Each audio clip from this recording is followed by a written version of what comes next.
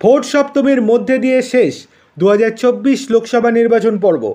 Vote পর্ব মেটার পরেই বিভিন্ন এজেন্সি, সংবাদ মাধ্যম এক্সিট পোল অর্থাৎ বুথ ফেরত সমীক্ষার ফল প্রকাশ করবে।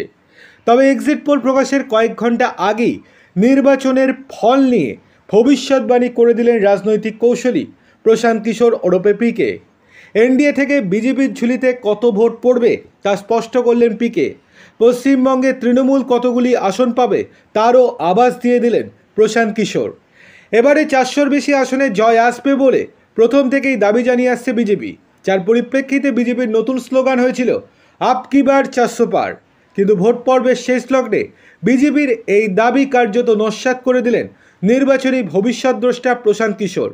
এক্সিট পোল প্রকাশের আগেই পিকের দাবি 2019-এর নির্বাচনের মতো বিজেপি 300 আসনে জয় পেতে পারে অথবা তার থেকে সামান্য আসন বেশি হতে পারে।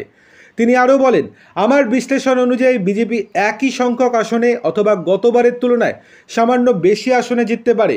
কিছুদিন আগেই আমি মন্তব্য করেছিলাম হয়তো 270 থেকে 300-র মধ্যে পাবে, কিন্তু বর্তমানে যা টেন্ডেন্সি তাতে দেখা যাচ্ছে 300 কিংবা 300 থেকে কিছুটা বেশি আসন পাবে বিজেপি।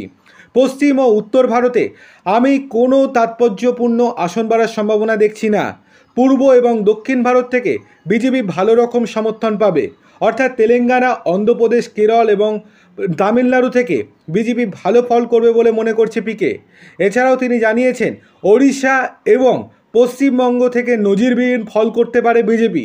সেক্ষেত্রে রাজ্য সরকারের আসন সংখ্যা অনেকটাই কমবে বলে মনে করছেন প্রশান্ত কিশোর। প্রসঙ্গত, প্রশান্ত কিশোর আগেই দাবি করেছিলেন যে কেন্দ্রে বর্তমানে বিজেপি সরকারের বিরুদ্ধে তেমন কোনো অসন্তোষ নেই বা 2024 লোকসভা নির্বাচনে বিকল্পের জন্য জোরালো কোনো দাবিও নেই। এক সাক্ষাৎকারে জনসুরাজ পার্টির প্রধান আরও জানিয়েছেন প্রধানমন্ত্রী নরেন্দ্র মোদী সম্ভবত বিজেপিকে লোকসভা নির্বাচনে আরেকটি জয়ের পথ দেখাবেন।